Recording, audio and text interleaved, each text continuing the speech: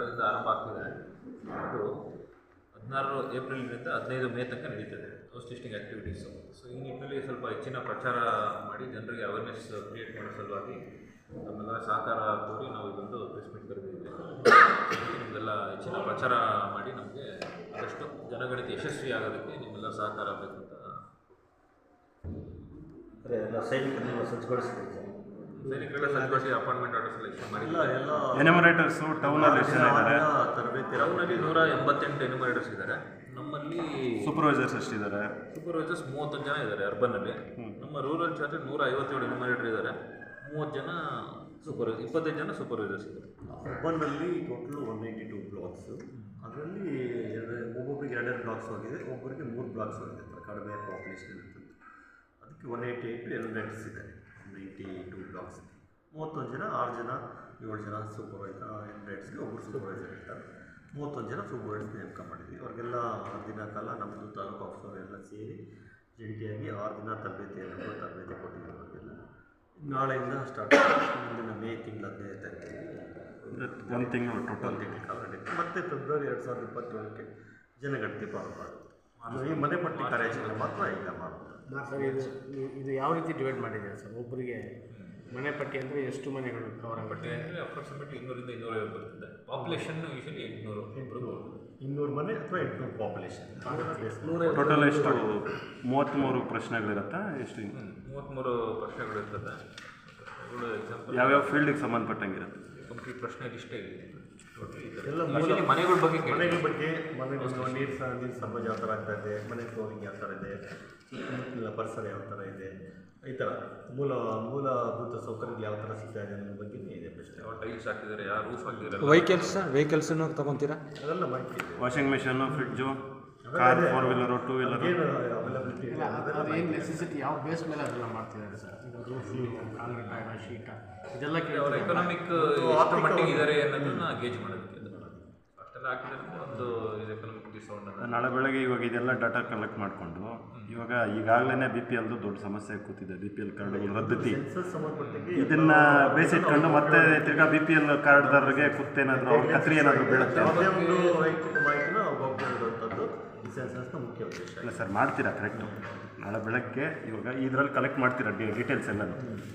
ಅವರು ಇವಾಗ BPL ಕಾರ್ಡ್ದಾರರಿಗೆ 1,20,000 25,000 ಇದೆ ಲಿಮಿಟ್ ಅಷ್ಟೇ ಅಲ್ಲ ಸರ್? 120 ಕ್ರಾಸ್ ಆಗಿದೆ ಅಂದರೆ ಇದನ್ನು ಆಧಾರವಾಗಿ ಇಟ್ಕೊಂಡು ಅದಕ್ಕೆ ಕತ್ರಿ ಬೀಳತ್ತಾ ಅಂತ? ಅದ್ರ ಬಗ್ಗೆ ಐಡಿಯಾ ಇಲ್ಲ. ಆಸ್ ಆಫ್ ನೌ ಆ ಥರದ್ದೇನು ಇದಿಲ್ಲ. ಜಸ್ಟ್ ನಮ್ಮದೇನು ಡೇಟಾ ಕಲೆಕ್ಷನ್ ಅಷ್ಟೇ ಈ ವರ್ಷ ಎಲ್ಲ. ಸರ್, ಇದು ಏನಾಗಿದೆ ಅಂದರೆ ಜನ ಭಯಪಡ್ತಾರೆ. ನಿಜಾಂಶ ಹೇಳೋದು ಕಡಿಮೆ ಆಗುತ್ತೆ. ಏನು ಗಾಡಿ ಇದೆ ಯಾಕಂದರೆ ಲಾಸ್ಟ್ ಟೈಮ್ ಏನಾಯ್ತು ಅಂದರೆ ಏನಿಲ್ಲ ಪರವಾಗಿಲ್ಲ ಕೊಡಿ, ಏನಿಲ್ಲ ಪರವಾಗಿಲ್ಲ ಕೊಡಿ ಅಂದರೆ ಆವಾಗಲೂ ಜನ 90% ಯಾರೂ ನಿಜ ಹೇಳಿಲ್ಲ. ಈಗ ಅದಕ್ಕೆ ಒಂದು ಈ ಥರ ಸೆಲೆಬ್ರೇಷನ್ ಆಪ್ಷನ್ ಕೂಡ ಬಿಟ್ಟಿದ್ದಾರೆ. ಬಟ್ ಇದು ಪಬ್ಲಿಕ್ ಸೆನ್ಸಸ್ ಆಕ್ಟ್ ಪ್ರಕಾರ ಪನಿಷಬಲ್ ಅಫೆನ್ಸ್. ನೀವು ಕೊಡಲೇಬೇಕು ಮಾಹಿತಿ. ಇದ್ರಲ್ಲಿ ನೀವು ಕೊಡಲ್ಲ ಅನ್ನಂಗಿಲ್ಲ. ಈ ಸಮೀಕ್ಷೆಗಳೆಲ್ಲ ನೀವು ನಿರಾಕರಿಸೋ ಆಪ್ಷನ್ ಇತ್ತು. ಬಟ್ ಇದು ಮೆಸೇಜ್ ಹೋಗ್ಬೇಕು ಪಬ್ಲಿಕ್. ಇದ್ರಲ್ಲಿ ನಿರಾಕರಿಸೋ ಅದು ರೇಷನ್ ಕಾರ್ಡ್ಗೆ ಸಂಬಂಧನೇ ಬರಲಿಲ್ಲ. ಲಾಸ್ಟ್ ಟೈಮ್ ಏನಾಯ್ತು ಅಂದರೆ ಸ್ವಂತ ಮನೆ ಇದೆ ಅಂದರೆ ಸ್ವಂತ ಮನೆ ಇಲ್ಲ, ಹಸುಗಳು ಇದೆಯಾ ಇಲ್ಲ, ಜಮೀನು ಇದೆಯಾ ಇಲ್ಲ, ಕಾರ್ ಇದೆಯಾ ಇಲ್ಲ, ಗಾಡಿ ಇದೆಯಾ ಇಲ್ಲ, ಈ ರೀತಿ ಕೊಡ್ಕೊಂಡ್ಬಂದ್ಬಿಟ್ರು. 90% ತಪ್ಪು ಮಾಹಿತಿ, ಕಂಪ್ಲೀಟ್ ತಪ್ಪು ಮಾಹಿತಿ, ದಿಕ್ಕು ತಪ್ಪಿಸಿದೆ. ಅದನ್ನು ಆಧರಿಸಿ ನಾವು ಏನು ಮಾಡೋಕ್ಕಾಗತ್ತೆ? ಬಟ್ ಹಂಗಲ್ಲ, ನಿಜಾಂಶ ಬರಬೇಕು. ಅವ್ರಿಗೆ ಶಿಕ್ಷೆ ಇದೆಯಾ? ನಿರಾಕರಿಸೋದೇ ಶಿಕ್ಷೆ ಇದೆ. ತಪ್ಪು ಮಾಹಿತಿ ಕೊಡ್ತಾರೆ ಅನ್ನೋದು ವೆರಿಫಿಕೇಶನ್ ಆಮೇಲೆ ಆಗ್ತದೆ. ಸದ್ಯಕ್ಕೆ ನಿರಾಕರಣೆ ಮಾಡೋದಿಲ್ಲ. ಅಷ್ಟಕ್ಕೂ ಏನಿದೆ ಅಷ್ಟಕ್ಕೂ ಉತ್ತರ ಕೊಡಬೇಕು. ಮತ್ತು ಅವ್ರಿಗೇನಾದರೂ ತಪ್ಪು ಮಾಹಿತಿ ಕೊಟ್ಟಾಗ ಮತ್ತು ಸರ್ಕಾರದಿಂದ ಅವರಿಗೆ ಬೆನಿಫಿಟ್ಸ್ ಕಟ್ ಮಾಡೋದಾಗಲಿ ಇದಾಗಲಿ ಆ ಥರ ಯಾವುದಾದ್ರೂ ಯೋಜನೆಯೇ ಇದೆಯಾ? ಏನಿಲ್ಲ ಸರ್. ಈ 39 ಇದರಲ್ಲೇ ಕ್ವಶನ್ಸ್ ಮೇಜರ್ ಏನಿದೆ? ಮನೆ ಯಾವ ಥರ ಇದೆ ಅದನ್ನು ಹೇಳಿ ಸರ್. ಈಗ ಕೆಲವ್ರ ಹತ್ರ ಇದೆಲ್ಲ ತಗೊಂಡಿಲ್ಲ, ಬರೀ ಜಾತಿ ಬಗ್ಗೆ ಕೇಳೋದು. ಇಲ್ಲ, ಎಷ್ಟೋ ಜನ ಹತ್ರ ಇಲ್ಲ ಸರ್. ಈಗ ನಿಮ್ಗೆ ಬೇಕಾದ ಆಧಾರ್ ಕಾರ್ಡ್ ಇಲ್ಲಿ ಲಿಂಕ್ ಮಾಡ್ತಾ ಇದ್ದಾರೆ. ಅಲ್ಲಿ ಹೋಗಿ ನೋಡಿ, ಎಷ್ಟು ಜನ ಆಧಾರ್ ಕಾರ್ಡನ್ನು ಈಗ ಮಾಡಿದ್ದಾರೆ, ಇನ್ನೂ ಆಧಾರ್ ಕಾರ್ಡ್ಸ್ ಬಂದಿಲ್ಲ. ಈಗ ಅವರು ಇದು ಸೆನ್ಸಸ್ಸಲ್ಲಿ ತಗೊಳ್ಳುವಾಗ ಲೆಕ್ಕಕ್ಕೆ ಬರೋದೇ ಇಲ್ವಲ್ಲ. ಇದ್ರ ಬಗ್ಗೆ ಇದ್ರೆ ಸಾಕು. ಕುಟುಂಬದಲ್ಲಿ ಒಬ್ಬರದ್ದು ಮಾಹಿತಿ ತಗೊಂಡು ಒಬ್ಬರ ಕಡೆಯಿಂದ ಮಾಹಿತಿ ತಗೊಳ್ತೀವಿ. AC ವರ್ಕ್ ಆಗ್ತಾಯಿಲ್ವ ಅಜಯ್? ಹರ್ಸು ನಾಳೆ ಅವನು ರಿಪೇರಿ ದೊಡ್ಡ ಸಮಸ್ಯೆ ಆಗಿದೆ ಸರ್. ಕೆಲವರು ಆಂಧ್ರದಿಂದ ಬಂದುಬಿಟ್ಟಿದ್ದಾರೆ, ಅವ್ರು ಈಗ ಇಲ್ಲಿ ಹೊಸದಾಗಿ ಸೇರ್ಕೊಂಡಿದ್ದಾರೆ. ಈಗ ಅವರ ಆಧಾರ್ ಕಾರ್ಡ್ಸು ಅದಕ್ಕೂ ಇದಕ್ಕೆ ಟ್ಯಾಲಿ ಆಗಲ್ಲ, ಹೆಸರುಗಳು ತಪ್ಪಿದ್ದಾವೆ. ಈ ತಿದ್ದುಪಡಿ ಮಾಡೋದು ಈಗ 50 ವರ್ಷ ಆಗೋಗ್ಬಿಟ್ರೆ ಇಲ್ಲಿ ಆಗ್ತಾ ಇಲ್ಲ. ಬೆಂಗಳೂರಿಗೆ ಹೋಗು ಅಂತ ಹೇಳ್ತಾ ಇದ್ದಾರೆ. ಇದು ಇವಾಗ ಸೆನ್ಸಸ್ಸಲ್ಲಿ ಯಾವ ಥರ ನೀವು ಏನು ಪರಿಗಣಿಸ್ತೀರ? ಕುಟುಂಬದಲ್ಲಿ ಬೇರೆ ಯಾವ್ದಾದ್ರು ಸರಿ ಇರೋ ಒಬ್ರದ್ದು ಆಧಾರ್ ಕಾರ್ಡ್ ತೊಗೊಂಡು ಮಾಡ್ಬೋದು. ಕುಟುಂಬ ಸದಸ್ಯ 4 ಜನ ಇದ್ದರೆ ಯಾರೋ ಒಬ್ಬರು ಸರಿ ಇದ್ದರೆ ಅವ್ರದ್ದು ಯೂಸ್ ಮಾಡ್ಕೊಂಡು ನಾವು ಮಾಡ್ತೀವಿ. ಒಬ್ಬರು ಕೊಟ್ಟರು ಸಾಕು ಸರ್.